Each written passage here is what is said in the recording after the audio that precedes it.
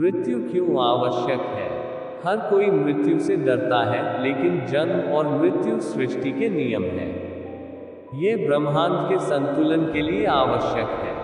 इसके बिना मनुष्य एक दूसरे पर हावी हो जाते। कैसे? देखिए इस वीडियो में। अगर वीडियो अच्छी लगे तो लाइक करें, कमेंट करें और ज़्यादा से ज़्यादा शेयर करें। एक बार एक राजा एक संत के पास गया, जो राज्य के बाहर एक पेड़ के नीचे बैठे थे।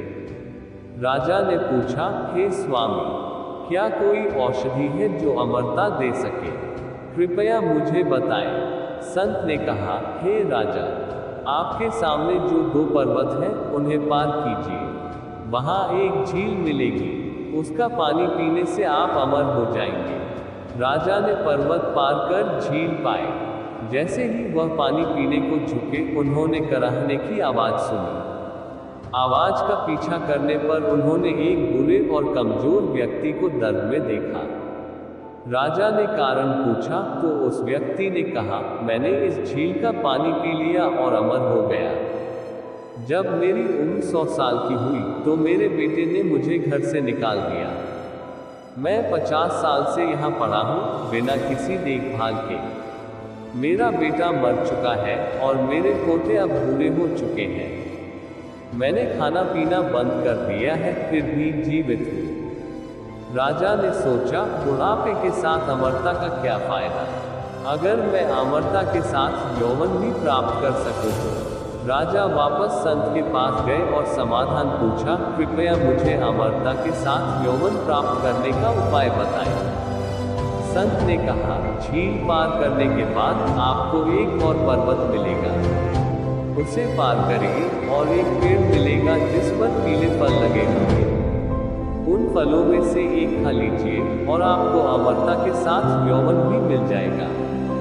राजा ने दूसरा पर्वत पार किया और एक पेड़ देखा जिस पर पीले फल लगे थे। जैसे ही उन्होंने फल तोड़ने के लिए हाथ बढ़ाया, उन्हें तेज बहस और लड़ाई की आवाजें सुनाई दी। उन्होंने सोचा, इस सुनसान जगह में कौन झगड़ सकता है? राजा ने 4 जवान आदमियों को ऊंची आवाज में झगड़ते देखा। राजा ने पूछा, तुम लोग क्यों झगड़ रहे हो? उनमें से एक बोला, मैं 250 साल का हूँ और मेरे दाहिने वाले व्यक्ति की उम्र 300 साल है। वह मुझे मेरी संपत्ति का हिस्सा नहीं दे रहा। जब राजा ने दाहिने वाले व्यक्ति से पूछा, उसने कहा, मेरा पिता जो 350 साल का है, अभी भी जीवित है और उसने मुझे मेरा हिस्सा नहीं दिया, तो मैं अपने बेटे को कैसे दूं? उस आदमी ने अपने 400 साल के पिता की ओर इशारा किया, जिन्होंने भी वही शिकायत की। उन्होंने राजा से कहा कि संपत्ति के इस अंतहीन झगड़े की वजह से गांव वालों ने उन्हें गांव से निकाल दिया है।